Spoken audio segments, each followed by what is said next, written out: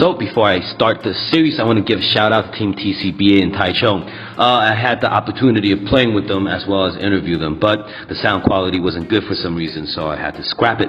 But they're a great team. They aren't public, but you'll most likely run into them if you're in the Taichung area. I gotta say personally, I think they have one of the coolest logo. It's a plague doctor. So dope. Anyways, they also have a YouTube channel. Make sure you go sub, show support. They're doing good stuff out there. Yes, and now for the Spectre kit loadout. Disclaimer, yes, I will be reusing some of the video footages that I did for my oppressor kit loadout because I swapped back and forth some of the gear, some of the items like my iPro, shoes, side pouch, what is it called? Swap tactical leg bag, I don't remember. I am more of a CQB player, indoor CQB if possible, because I think in Taiwan it's just too hot. But nonetheless, most of the fields are outdoors, especially where I live here in Hsinchu. All the fields are pretty much outdoors. I had to get my own outdoor kit. Even though I prefer indoor CQB, I think it's a different playstyle and you get to learn a different set of skills. So I have my loadout. The base color would be OD green, so my pants and all that, and also multicam. What kind of multicam? CP multicam. Yes, that's the technical term. Let's start with my ghillie suit. It is CP multicam ghillie suit. It's a half ghillie suit because I think a full ghillie suit, A, kind of ugly, and C is kind of too hot.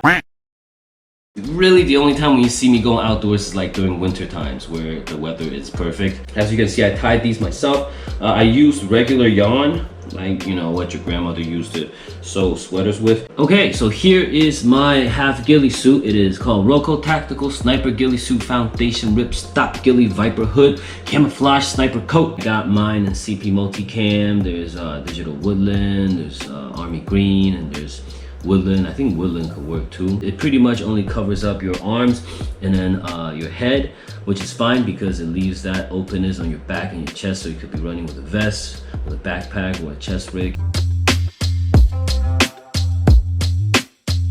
Next will be my hat. So I got my hat again from my oppressor kit, and then this is my hat for my Spectre loadout. Why I got these is because first, the hat is just a generic hat. It's got Velcro patches here, here, and here, but it doesn't really got a brand. But I wanted to show you my GoPro mount loadout. So like I said before, here I sewed these strips to put my GoPro mount like this, but this one, I guess it wasn't so tight enough, so it would wobble. So that's why I cut the hole here to put the mount here on the tongue of the hat. This one, I guess it's so tight enough so it doesn't really move, so I just kept it that way. If you were to ask me why don't I wear a helmet, in my personal opinion, I think helmets are kind of ugly. I get it that they got a lot of utilities functions on it. For me personally, like for my stature, I'm not a big guy. I think putting on a helmet makes my head look too big. So yeah, that's why it just doesn't look good on me. So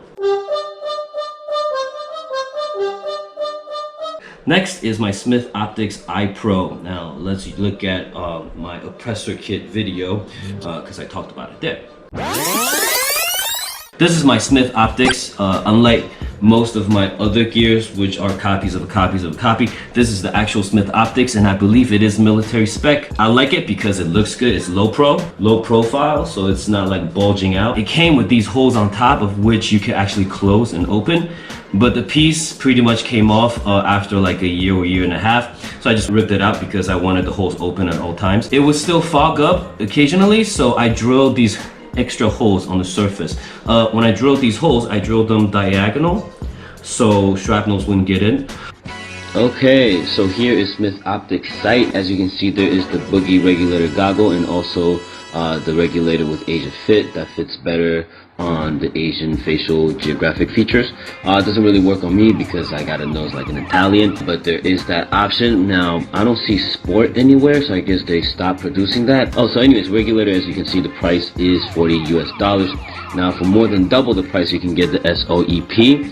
I am not sure what makes this more expensive. As you can see, the shape is a little bit different. The strap is different. This came out after I bought mine.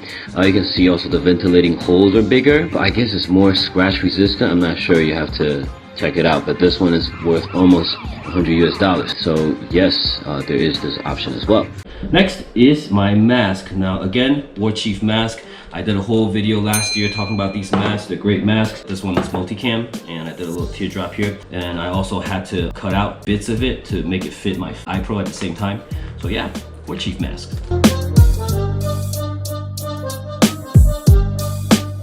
Next stop is my vest. Now, I wanted to get this vest, Evike skeletal vest. Let me show you right here.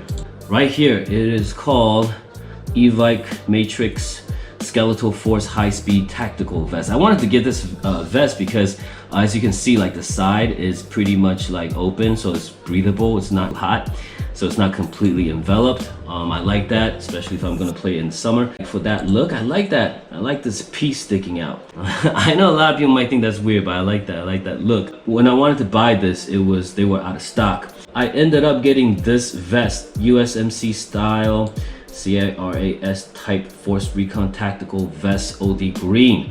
Now, it did come with a lot of these pouches, which I ended up taking out because I didn't need them.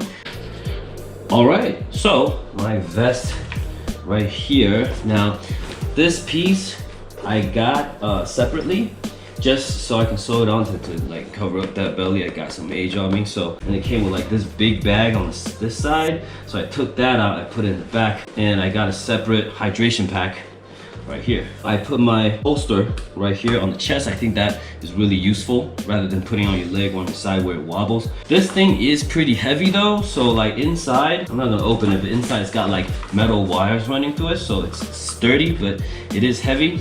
But you don't really feel it once you put it on, so that's pretty good. And we got this. So as for my Tornado 2 grenade, I will put it here on this side of my vest. I already took out the holster to put on my BQB loadout, but yes, I will bring this along with my Spectre kit.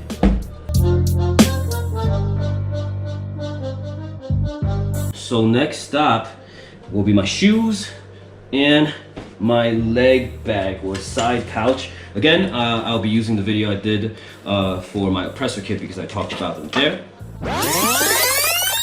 Just my shoes. As you can see, it's definitely worn out a bit. There's a hole right here. This thing's falling off. This is called the ESDY High Top Tactical Boots. Okay, so here, as you can see, ESDY, it's the brand High Top Tactical Boots. It's only about $30, so definitely not expensive at all. Now we are on my side pouch. I actually went through a couple of these, mainly because the first one I got, this strap was sewed on to the pouch. I didn't like that. This one is not. It's detachable, so you can adjust it to whichever area, which I think is good. I actually don't use this much because it's got a lot of space. It pretty much functions as a dump pouch for me. This is not the exact same SWAT leg bag that I use. Mine has MOLLE strips in the front, but I mean, other than that, it's pretty much the same. So yeah, you can come check this out if you like, or you can just type tactical SWAT leg bag and you'll probably get the same result. Next topic is knee pads. Yay! So I had these originally, but I didn't like them. It didn't matter if I wore them this way or if I crossed the straps this way. You'll see these straps are like really thick and like really wide. So every time when you kneel down, like these straps would just like bulge up against the back of your knee. So I really didn't like that. It was uncomfortable. So I went and I got these knee pads. So you can see the straps are much narrower and thinner, so they don't bunch up in the back of your knees. I think these are copies of the Emerson knee pads, so they don't bend that easy, but they get the job done. Here are the knee pads that I use. Emerson ARC Tactical Combat Military Protective Knee Caps Durable Knee Pads. I'm sure that's not the name.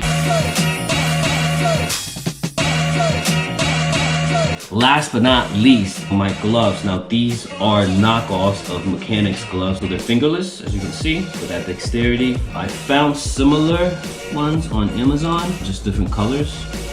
Let's look. See mechanics wear. I think these are the actual mechanics gloves. Feel free to get them. I just found these, I think, on Taobao.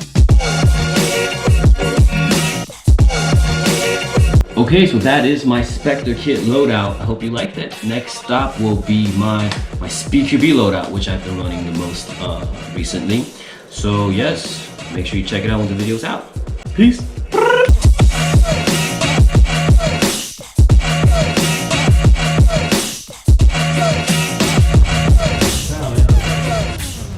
OK， 所以这个小玉，这个愿意被我的踢底炸。你准备好了 ？OK，I'm ready。你后背给它放这边。哦。